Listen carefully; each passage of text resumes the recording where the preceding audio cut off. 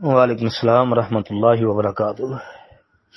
محترم بھائی، آپ کا سوال ہے پڑوسیوں کے حقوق کے متعلق کوئی حدیث بتا دیں۔ محترم، وہ جو صحیح حدیث ہے بخاری مسلم میں بھی آپ کو مل جائے گی انشاءاللہ، اور جامع ترمذی کے اندر بھی آپ کو 1942 نمبر پر یہ حدیث ملے گی۔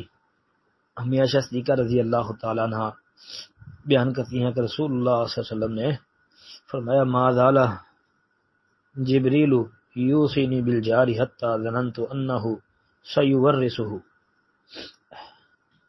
کہ نبی علیہ السلام نے فرمایا مجھے جبرائیل علیہ السلام پڑوسی کے ساتھ حسن سلوک کرنے کی ہمیشہ وصیت تاکید کرتے رہے، یہاں تک کہ مجھے گمان ہونے لگا کہ یہ اسے وراثت میں بھی شریک ٹھہرا دیں گے۔ اور امام ترمذی رحمۃ اللہ علیہ نے بھی یہ روایت نقل کرنے کے بعد لکھا ہے، ھذا حدیث حسن صحیح، یہ حدیث حسن صحیح ہے، ثابت روایت ہے، بالکل صحیح ہے انشاءاللہ۔ اس کے بعد جو ہے اور بھی روایتیں اس حوالے سے موجود ہیں۔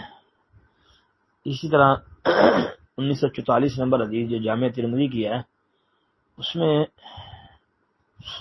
یہ بیان کیا گیا کہ اللہ کے رسول علیہ الصلوۃ والسلام نے فرمایا، اللہ کے نزدیک سب سے بہتر دوست وہ ہے جو لوگوں میں اپنے دوست کے لیے بہتر ہے، اور اللہ کے نزدیک سب سے بہتر پڑوسی وہ ہے جو اپنے پڑوسی کے لیے بہتر ہے۔